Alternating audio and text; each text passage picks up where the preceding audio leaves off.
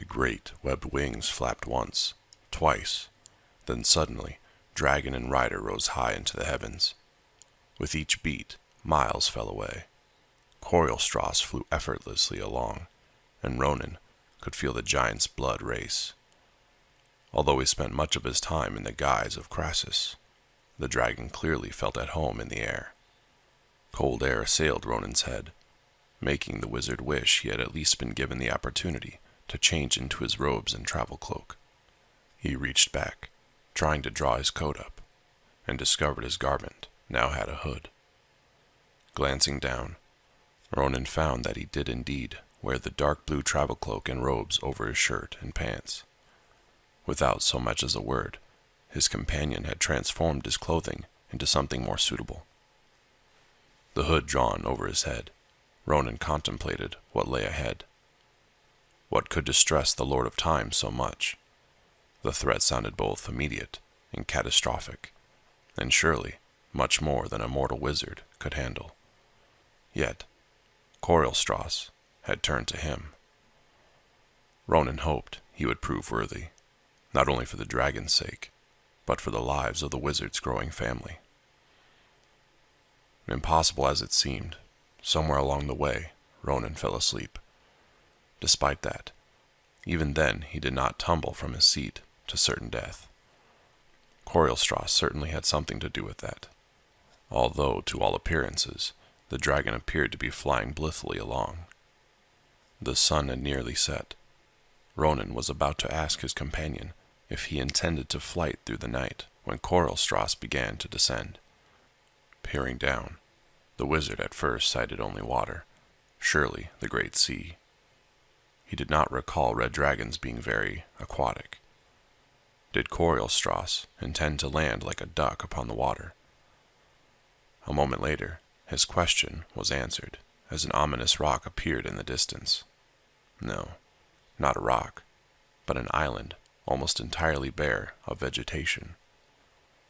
A feeling of dread swept over Ronan, one he had felt before while crossing the sea toward the land of Cosmodon.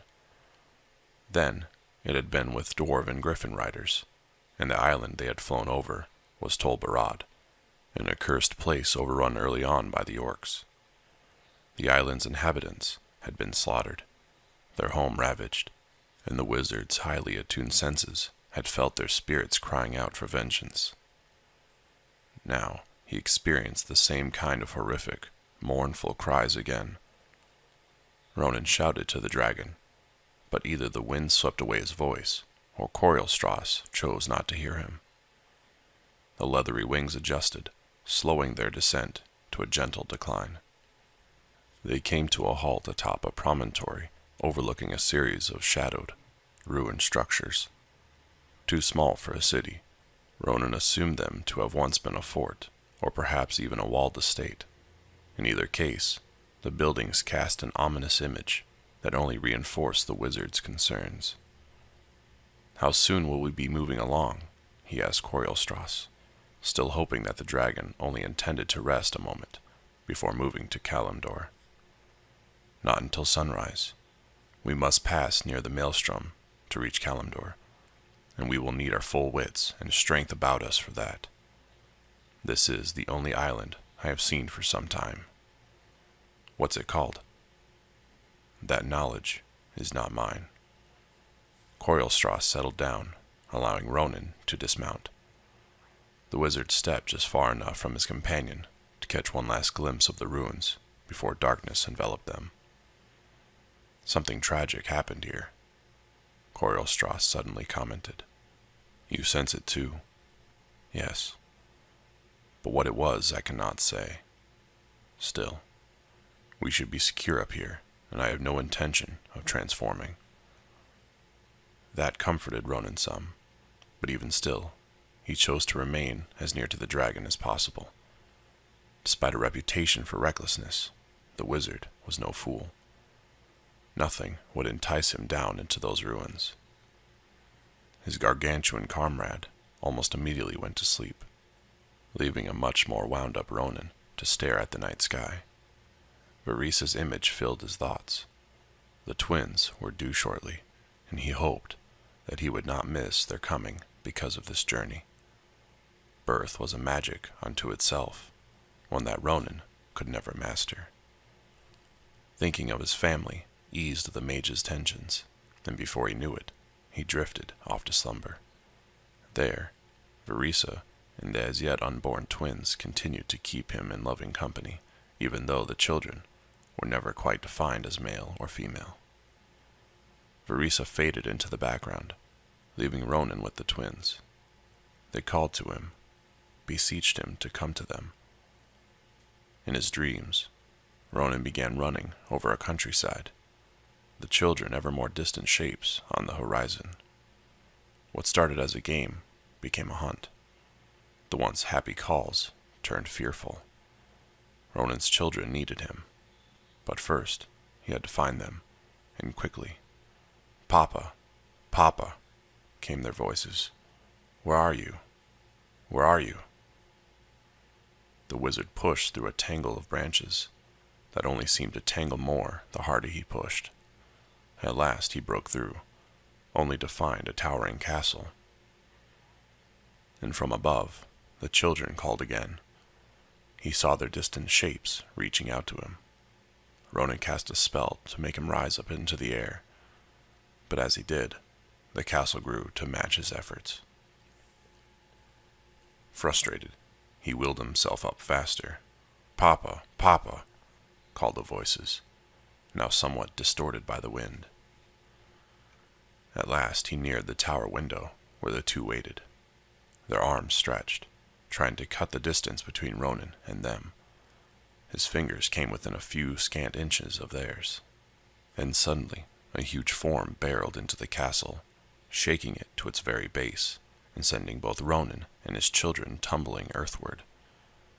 Ronan sought desperately to save them, but a monstrous, leathery hand snatched him up and took him away. "Wake up! Wake up!" The wizard's head pounded. Everything around him began swirling. The hand lost its hold, and once more he plummeted. "Ronan, wherever you are, awaken!" Below him, two shadowy forms hurried to catch him, his children now trying to save his life. Ronan smiled at the pair, and they smiled back with sharp, vicious teeth. And just in time, Ronan did awaken. Instead of falling, he lay on his back. The stars above revealed that surrounding him now was a roofless ruin of a building. The dank smell of decay assailed his nostrils, and a horrific hissing sound beset his ears. He lifted his head and looked into a face out of nightmare. If someone had taken a human skull, dipped it in soft, melting wax, and let that wax drip free, that would have come close to describing the gut-wrenching vision at which Ronan stared. Add to that needle-sharp teeth filling the mouth, along with red, soulless orbs that glared hungrily at the wizard, and the picture of hellish horror was made complete. He moved toward him on legs much too long, and reached out with bony arms that ended in 3 long, curved fingers that gouged into the already ravaged stone. Over its macabre form, it wore the ripped remnants of a once regal coat and pants. It was so thin that at first Ronan did not think it had any flesh at all, but then he saw that an almost transparent layer of skin covered the ribs and other visible areas. The wizard scrambled back just as the monstrosity grabbed at his foot. The slime-encrusted mouth opened, but instead of a hiss or a shriek, there came a childlike voice. "Papa." The same voice in Ronan's dream. He shivered at such a sound coming from the ghoul, but at the same time, the cry sent out an urge through him. Again he felt as if his own children called to him, an impossibility.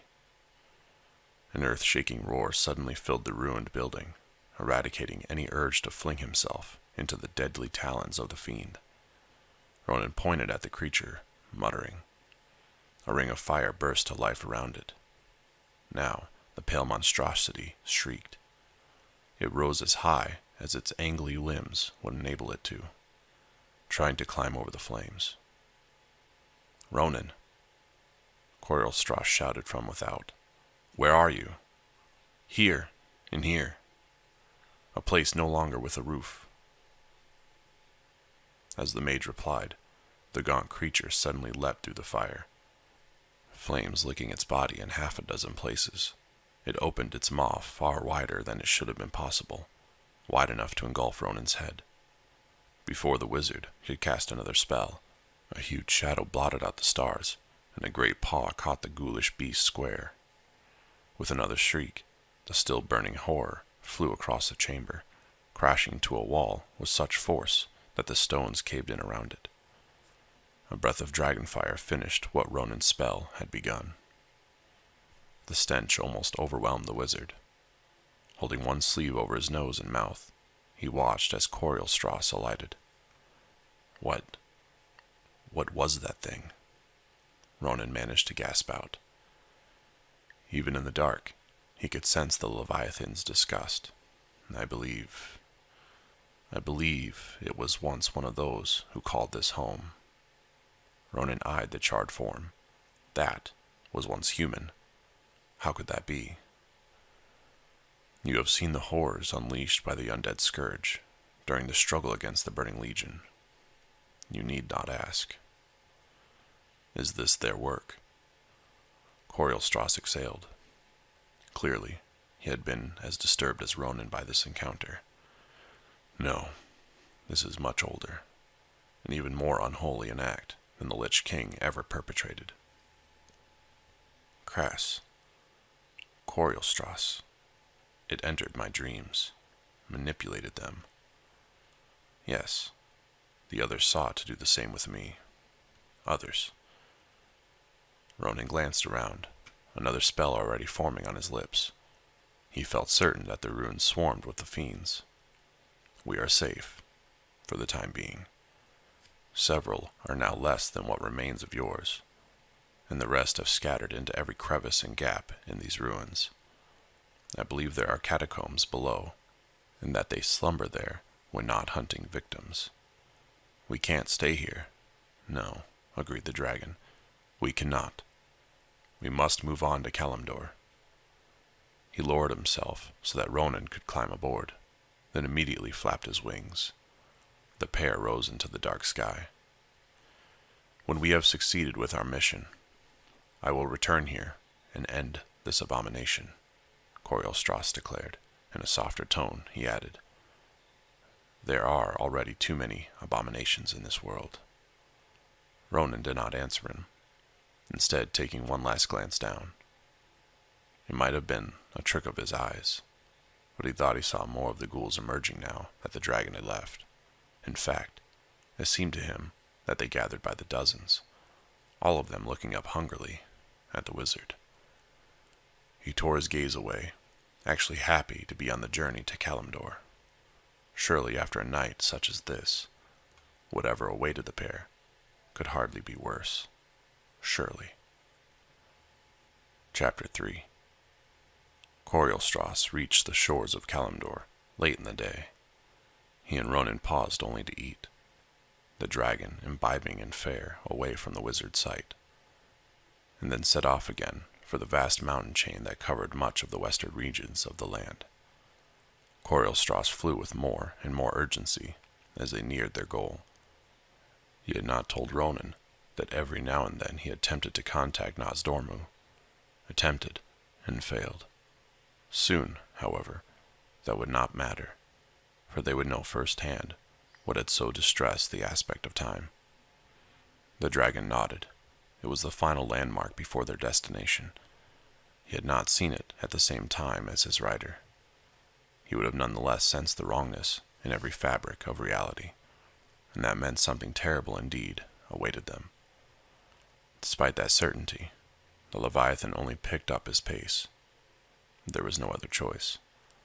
Whatever lay ahead, the only ones who might stop it were him and the tiny human figure he carried.